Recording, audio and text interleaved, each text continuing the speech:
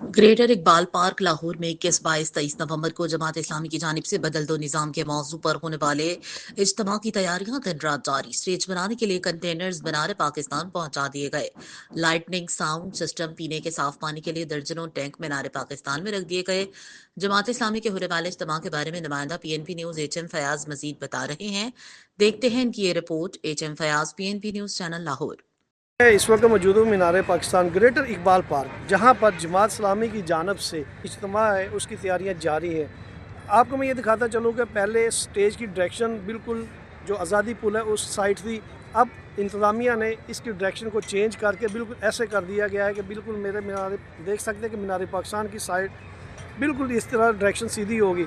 यहाँ पर मुकम्मल तौर पर जो कारकुनान हैं वो काम कर रहे हैं, अपने अपने डिपार्टमेंट अपने अपने शोबे में काम कर रहे हैं। यहाँ पर मैं ये भी आपको बताता चलूँ कि जो मेहमान इज्तिमा में शिरकत के लिए दूर दराज से आएंगे वो यहाँ पर ठहरेंगे, उनके लिए खैमे लगा दिए गए हैं।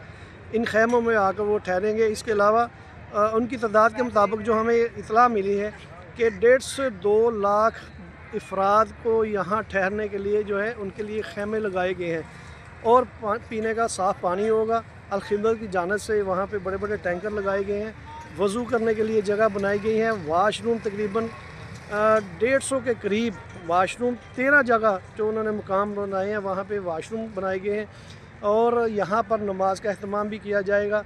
और इस ग्रेटर इकबाल पार्क में लगाए गए खैमों के अलावा जो इकबाल पार्क की साइड पे वहाँ पे जो कम्प्लेक्स हैं वहाँ पर भी मेहमानों के ठहरने के लिए जगह बनाई गई है। मैं स्टेज की बात करूँ तो ये स्टेज जो है इसकी डायरेक्शन उन्होंने चेंज कर दी है।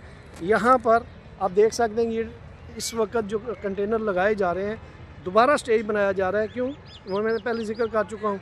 यहाँ पर तकरीबन जो स्टेज बनाया जा रहा है उसके ऊपर भी तकरीबन 300 से 400 अफराद के बैठने की गुंजाइश होगी।